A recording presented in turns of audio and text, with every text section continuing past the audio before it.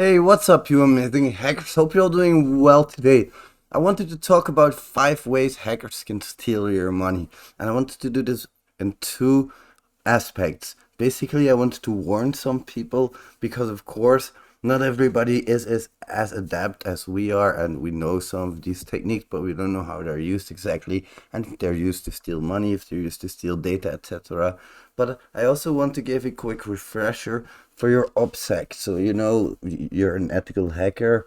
You might be going into some terrains where you might not want to be, aka you might want to have your OPSEC in order.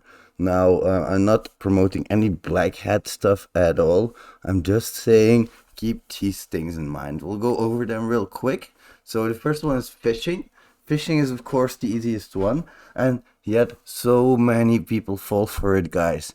I can get some I've had some mails that looked so convincing, really convincing, and I almost clicked on them.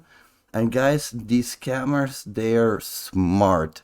This isn't the first round they're fighting. So they know exactly how to manipulate people. They know how to manipulate everybody. And even us, even we can fall for this trap. So be very vigilant about this, because just clicking links randomly on the internet is not a good idea. Verify them. So that's for phishing, CSRF. Now, just a quick reminder, CSRF, let's say that we have a address and an email form here, and there's no CSRF token, there's nothing here. Well, then an attacker can just copy that entire form and paste it on their own website. But I'll enlarge the text a bit for you guys. And then, of course, they can scam the target, say, hey, come to this website, enter your address and your email.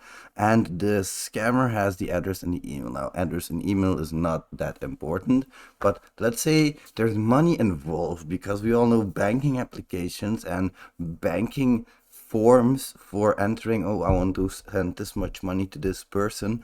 Well, if there's no CSRF token, if there's no proper CSRF protection there, then that's a huge problem. And that's something that I always check for. Yeah, and even if I have to do a real transaction, I will try to do it, because I think it's important that you actually try this, because you really don't want this to happen. You really don't want CSRF attacks to happen. And even if the attacker is not after your money, let's say in an instance that it's still a banking application, but the form for sending money is safe. But you can change your email address, and that form is not safe because it doesn't contain CSRF token. Well, the attacker can still then change your email address. It can trick you into you changing your own email address into the attacker's email address. And in that way, of course, bam, the attacker can take over your entire account, and they can send all the money they want. Now, there's more protections against this than just CSRF token. I know there's a lot of protections in place, but this is a very simplified example to make it understandable. Now, what does this look like? There's always, by the way, don't look at this code as an example, it's terrible. And there's always going to be a session bound CSRF token. Important that it's session bound. And then you check that CSRF token on the submission of the form. So let me enlarge that code real quick for you. There we go.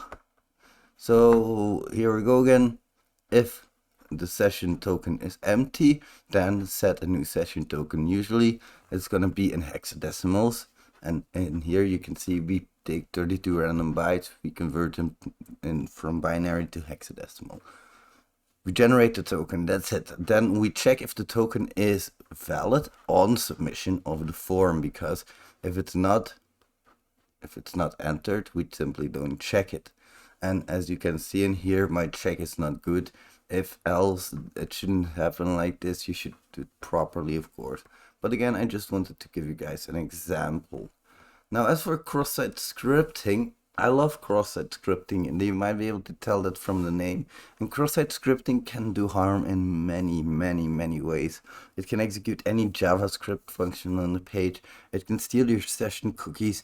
making it seem like it's you. It can steal data from the page. It can insert a keylogger. It can insert a crypto miner. So cross-site scripting is definitely something you really don't want, and especially when it comes to money business, because again, keylogger, damn, your password's gone.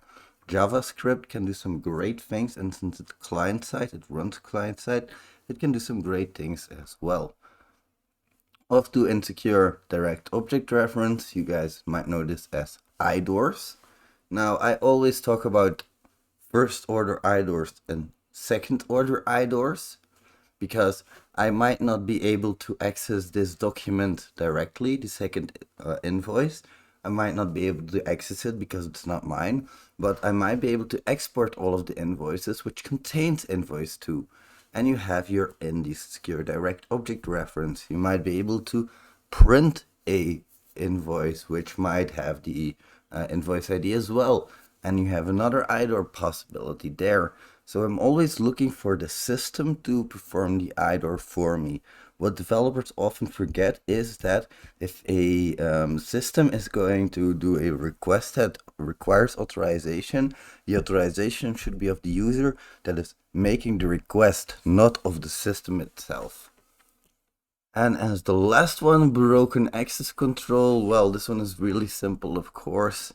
If somebody's able to do a function which can send money from other people to other people, if somebody is able to hack into the administrative account of the bank, if they're able to execute administrative functions, I mean, like for example, because of course everybody knows that money these days is just a few bits on a computer, so maybe there's a function to change those bits around. Well, if the attacker can execute it, even if the attacker doesn't know it, security through obscurity doesn't work. Eventually there will be a crafty enough attacker which will get through it. So that's 5 ways that crafty hackers can steal your money.